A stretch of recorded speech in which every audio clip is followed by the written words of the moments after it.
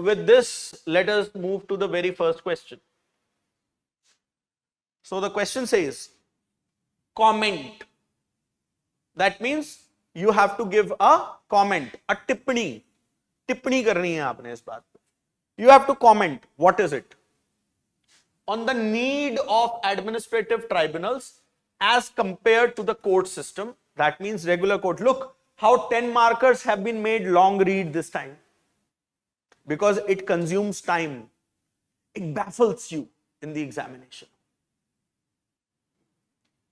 Assess the impact of the recent tribunal reforms through rationalization of tribunals made in this. In short, if I have my knowledge base correct, assess the impact of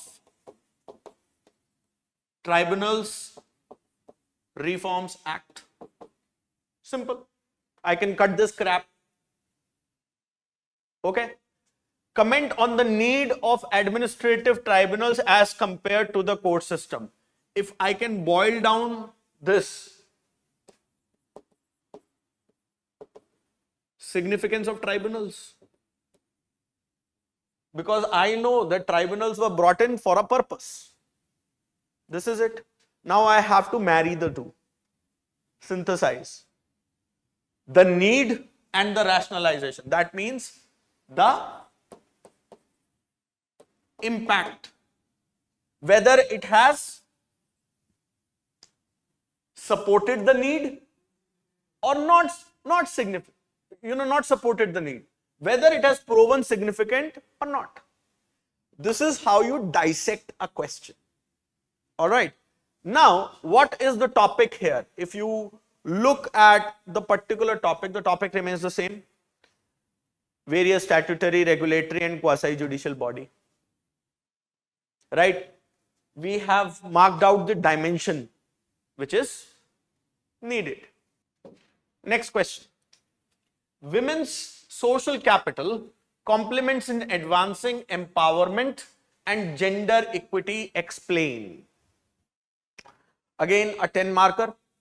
Now, if you see in our syllabus, we have a topic called welfare schemes for vulnerable sections, mechanisms, laws, institutions, bodies, etc. So within those many vulnerable sections, SC, ST, OBC, children, women, elders, LGBT, third gender, blah, blah, blah, we have, the focus is on women. But in development process and development industry wala head, in that head, you have SHGs as well. So creatively borrow SHGs. The weight of the question is in welfare of the women. Okay. So that is where the syllabus, zeroing down of the syllabus goes. Now, there are certain key concepts: social capital, empowerment, gender equity.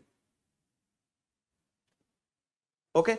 So you should be very cognizant of the fact that what is social capital. Okay. So social capital, if you don't know, is nothing but linkages, networks, bonds.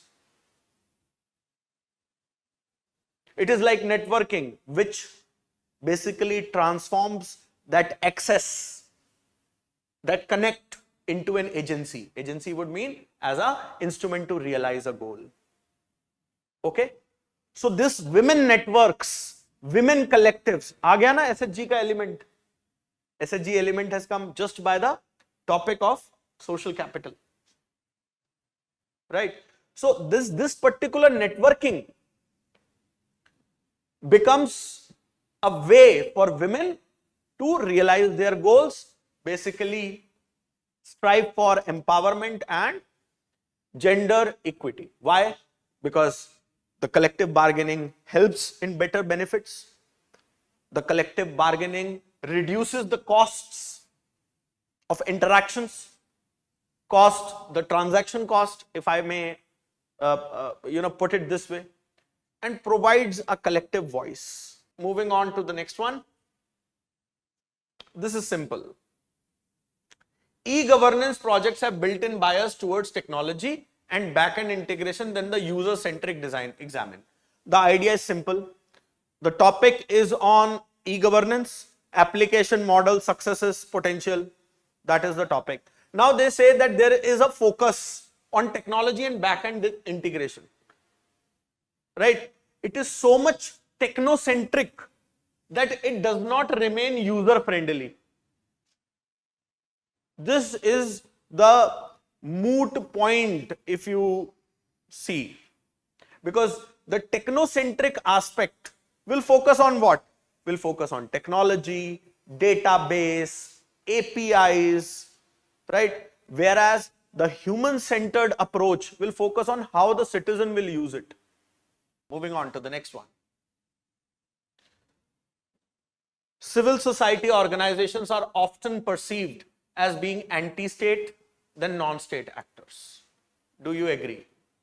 Now, this boils down to the civil society organization, development process, development industry heading in our syllabus. The idea is fairly simple.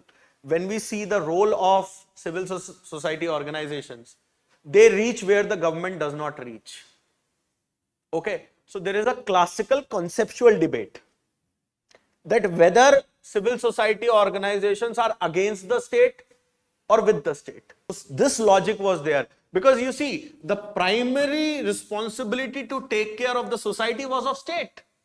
The idea of state being a deliberately created, consciously created political entity was to serve the interest of the society. Now, when the state was found stretched with capacities, civil society organizations step in to fill the void. So, isn't it threatening the legitimacy of the state?